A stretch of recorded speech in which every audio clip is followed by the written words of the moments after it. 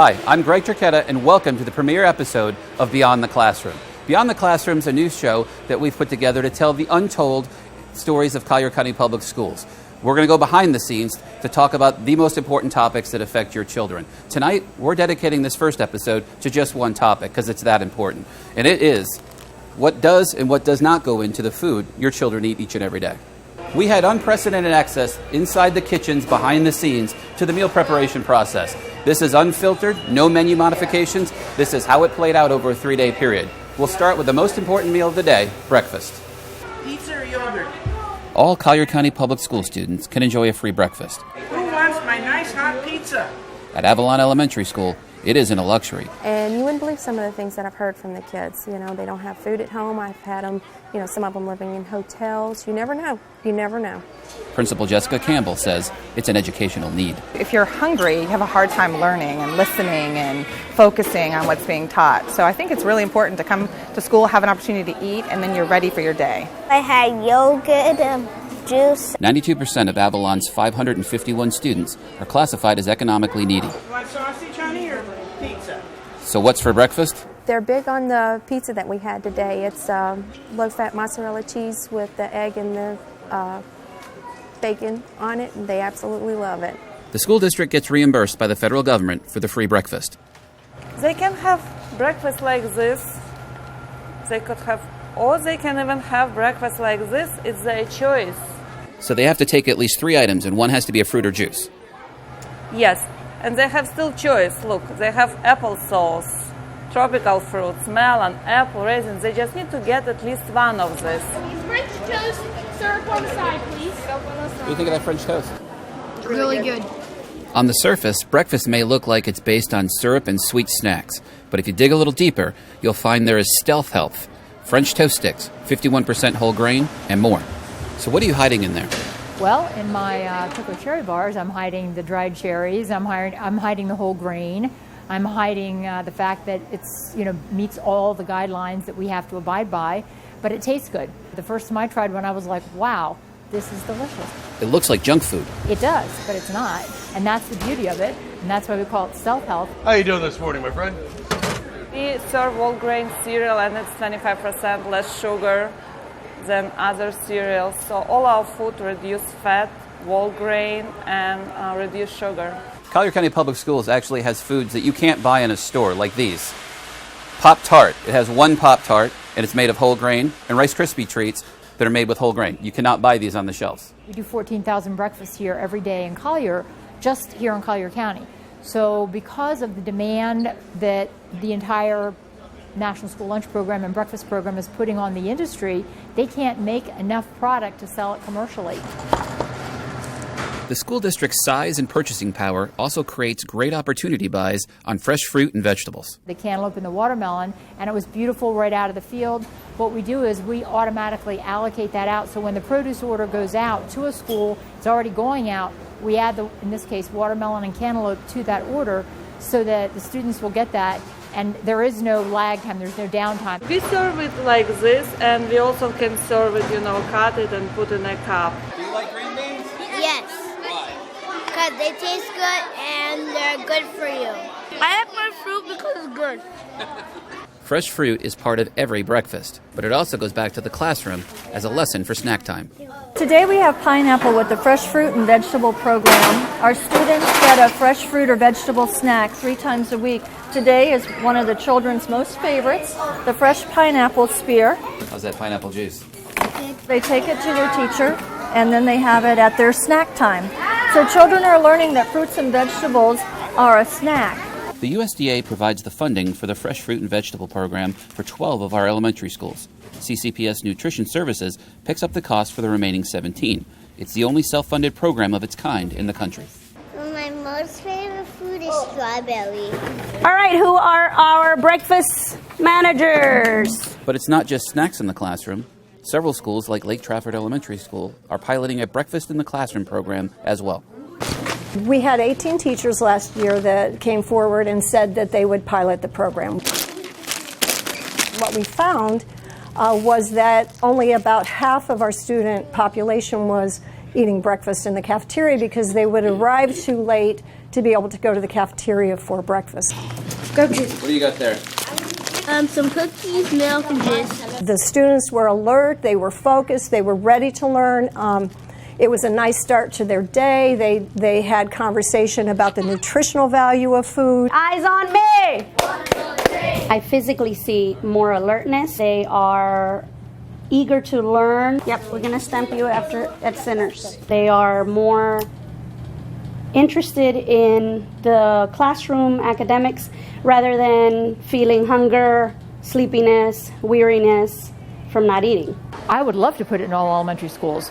We have 6 schools that receive some grant money from the Dairy Council. They've been helping to try to grow this program. I would say give it a try. Definitely you're going to see the difference in your students. You're going to see the difference in the classroom attendance. In the video we just showed of breakfast in the classroom, you may have noticed kids were eating something that looked like ice cookies. Well, that's really only part of the story because, of course, there's more within this. So to explain that, let me bring in Twyla Lee. She's our nutrition supervisor. Twyla, what makes this more than just an iced cookie?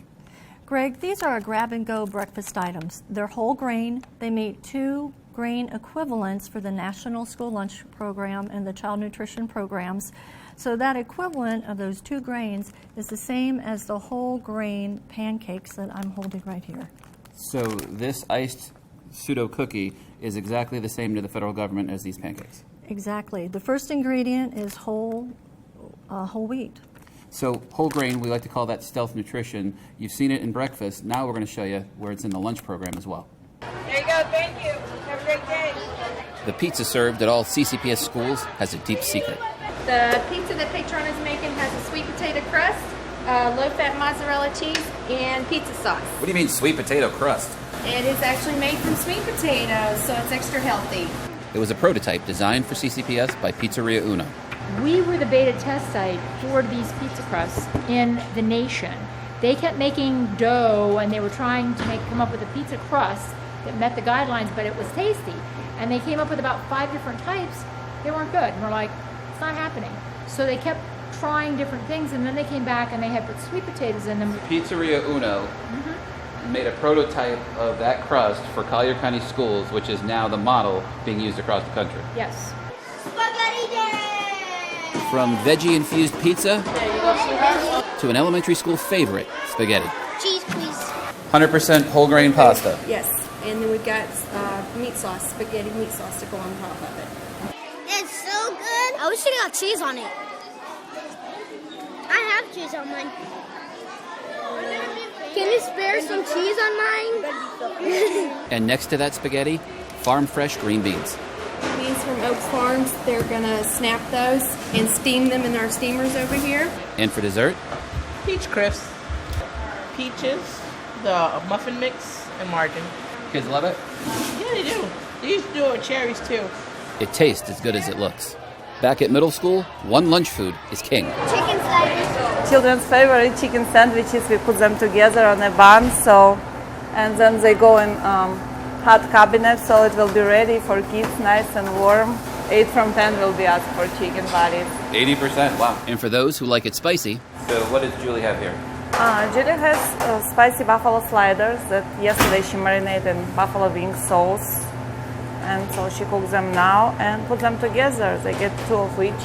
At Barron Collier High School, students have a choice between what the school provides and what they're willing to buy. I have taco today, honey, and chicken nuggets, chicken sandwich. Can I get soft shell, hard shell? I get a taco. And cheese, lettuce, tomato, honey. Yeah. Lettuce and cheese and meat. Lettuce, cheese, and me. How about my sweet potato fries? Yes, please. The tacos are a hit, so are the cheese fries.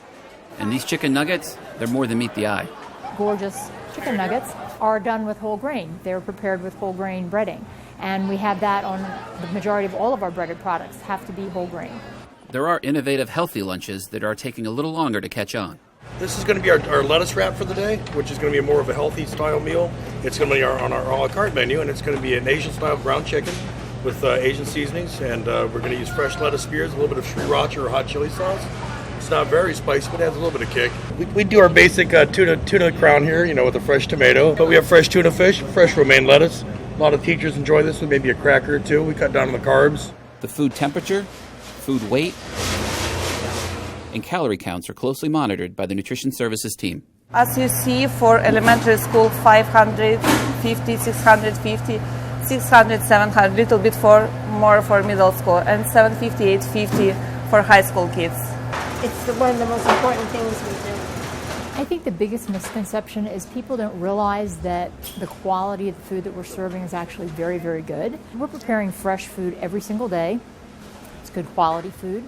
In fact, I think it's better quality food than you get in a lot of the local restaurants. You can't go out and buy the ingredients that we serve in our meals for what we charge for our meals. School lunch is certainly a great deal for our students, no question about that. The question may be, how do we pay for it all? Across the district, 62% of our students receive free and reduced lunch. Certain schools, that number can skyrocket north of 90%. So when it comes to funding all of this, the short answer is it really doesn't cost the district that much money. Our budget is over $23 million a year, and that money is coming from USDA in the way of reimbursement, and it also comes to us in the money that we do charge for those meals for students that do not qualify for free or reduced meals. So basically we are completely self-funded in that respect. No district money? No, because basically we're a USDA program. So, moving from lunch now, we go to dinner. We have two schools that are actually test piloting, through grant money, a dinner program.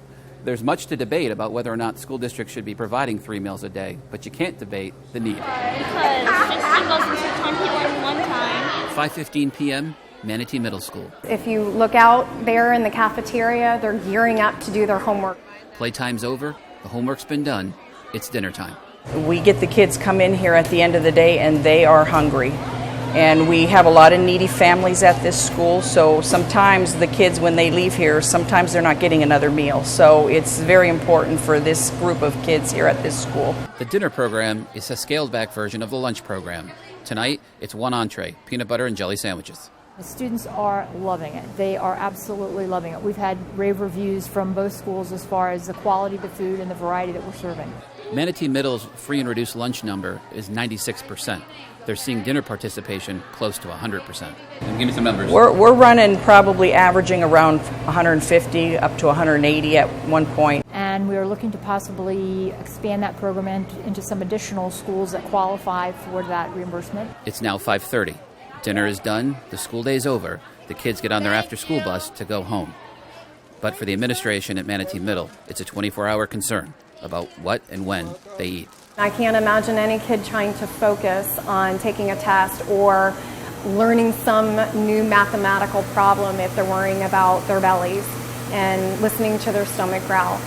You know, there's a lot of research out there that says, you know, feeding kids breakfast first thing in the morning gets them energized and focused. And so that's what we want to do at the end of the day as well. We are feeding the children, and there is such a need.